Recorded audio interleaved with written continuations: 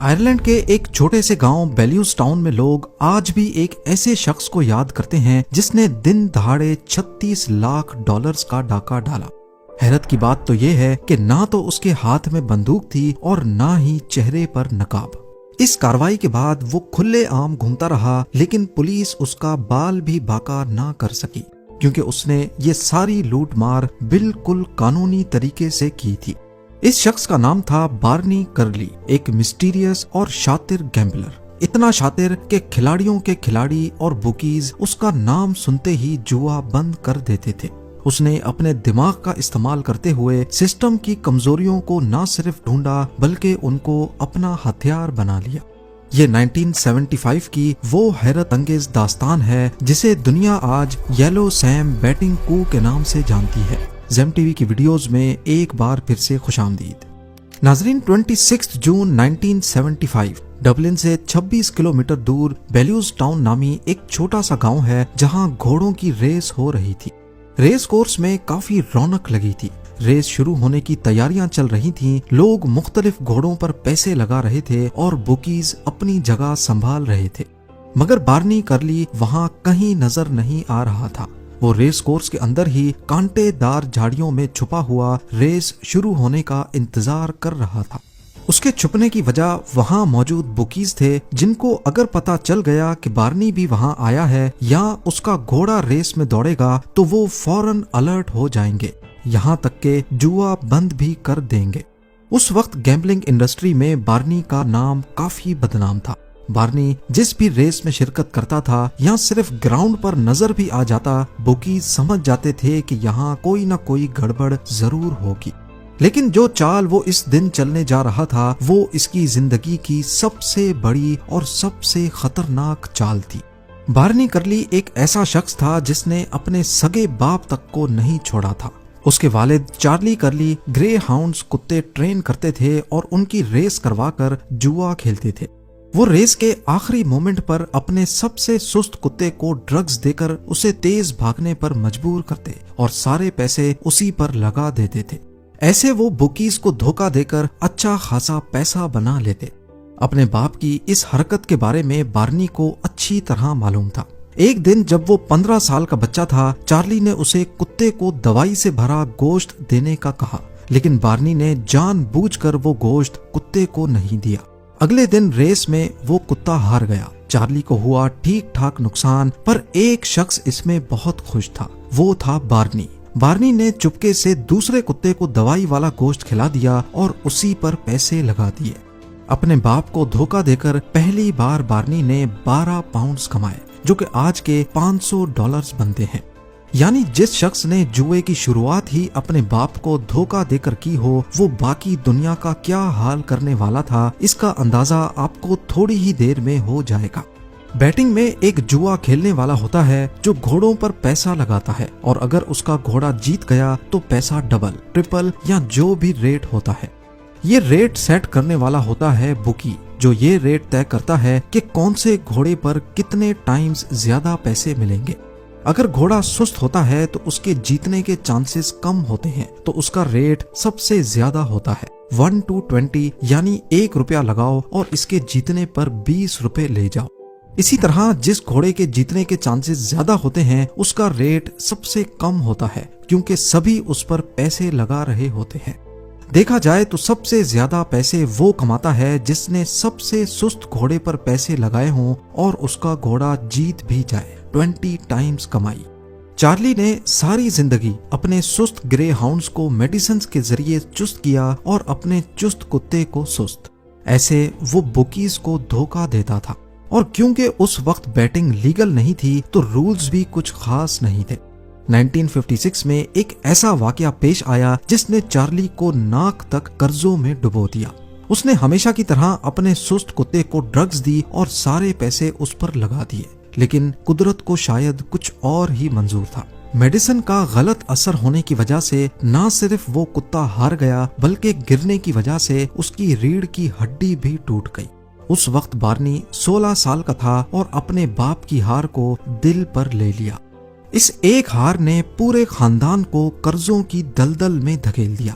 Barney को school छोड़कर factory में मजदूरी करनी पड़ी ताकि अपने बाप के कर्जे अदा करने में उसका सहारा बन सके।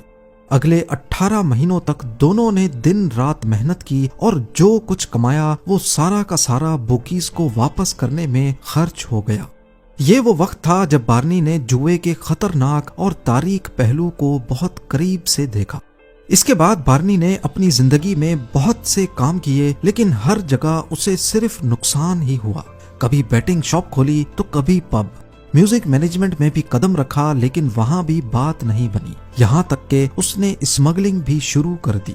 वो क्रॉस बॉर्डर जिलेट के ब्लेड्स स्मगल करने लगा, लेकिन एक दिन बॉर्डर पर जंग छिड़ गई और गोलियों की आवाज ने बार्नी को खौफजदा कर दिया।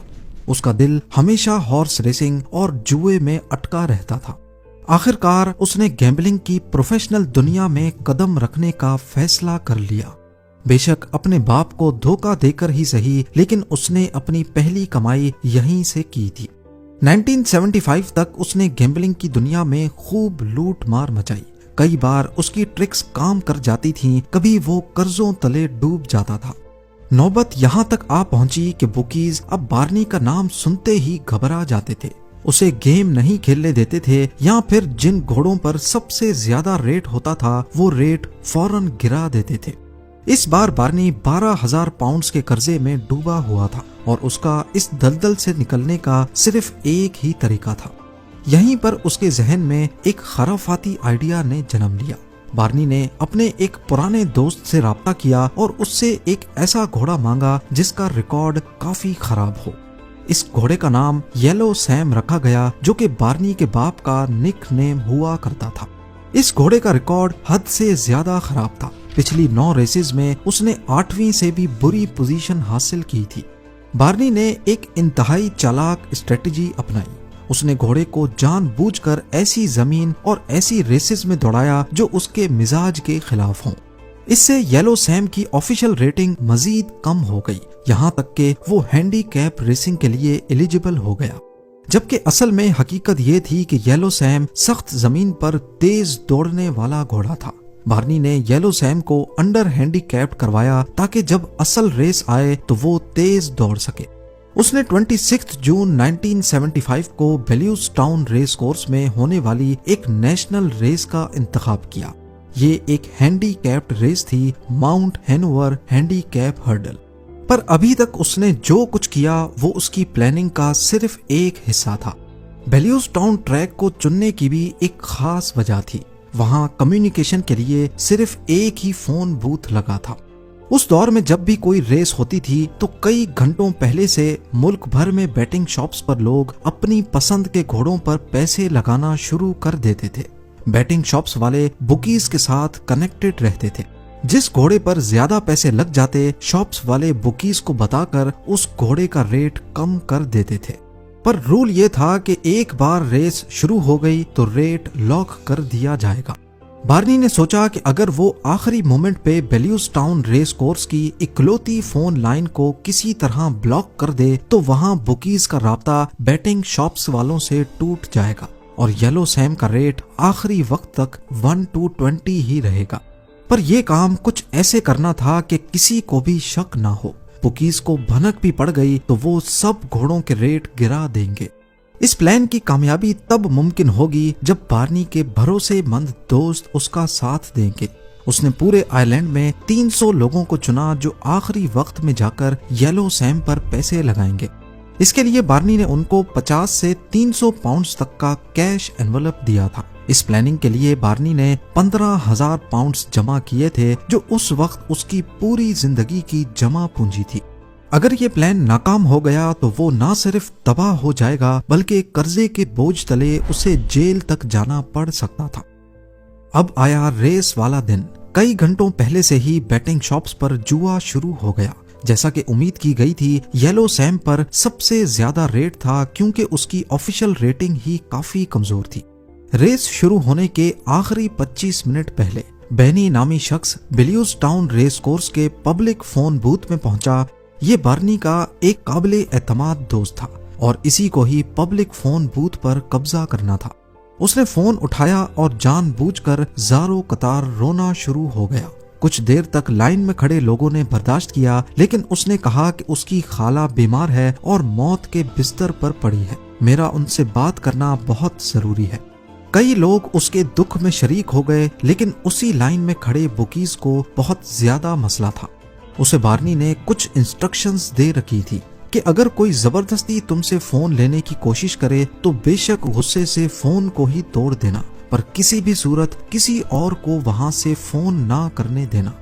25 मिनटों तक बेनी अपनी बीमार खाला से बात करता रहा और रोता रहा। जैसे ही रेस शुरू हुई, बेनी ने रिसीवर रखा और रोता हुआ बाहर निकला और फौरन कहीं गायब हो गया।